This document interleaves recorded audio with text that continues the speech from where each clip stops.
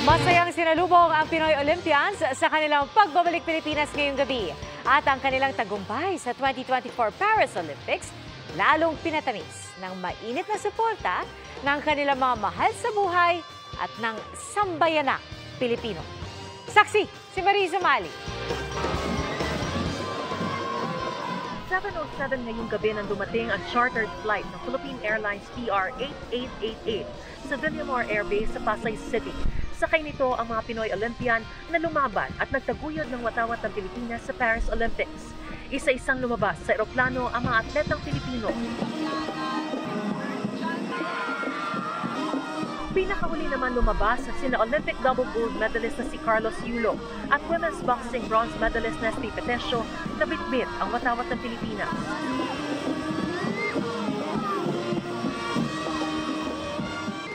Paglapag nila sa red carpet, buong sayang sinalubong ang mga Olympian.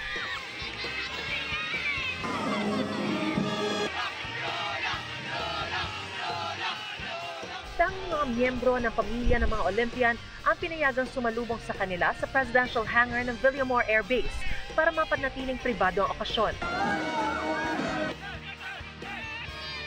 5 hindi na sumabay sa pag-uwi ayon sa Office of the Presidential Protocol dahil may iba pa raw silang mga kompetisyon kung saan sila dumiretso. Kasama naman ni Carlos ang girlfriend na si Chloe.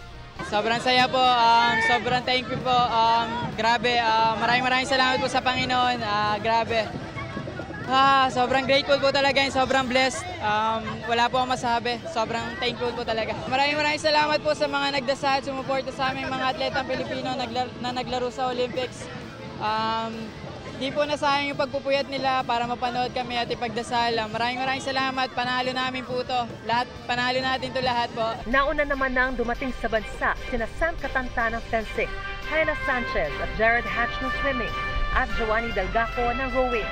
Kasama rin ang buong delegasyon sa Philippine Olympic Committee President Bumble Tolentino, iba pang mga opisyal ng POC at kanilang mga coaches. Binigyan ng ilang minuto ang mga Olympian na makapag-refresh sa loob bago dumiretso sa Malacanang, kung saan sila sasalubungin ni Pangulong Ferdinand Marcos Jr., First Lady Liza at First Family. Mahaba pa ang gabi ng mga Olympian dahil pagkatapos ng kanilang selebrasyon sa Malacanang ay mayroon pang victory party para sa kanila at sa kanilang pamilya sa isang hotel dito rin sa Pasay City.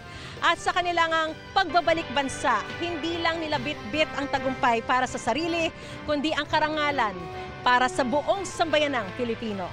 Mula rito sa Presidential Hangar ng Villamor Air Base para sa GMA Integrated News, Mariz Umali ang inyong saksi.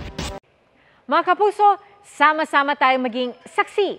Mag-subscribe sa GMA Integrated News sa YouTube at para sa mga kapuso abroad, samahan niyo kami sa GMA Pinoy TV at sa www.gmanews.tv.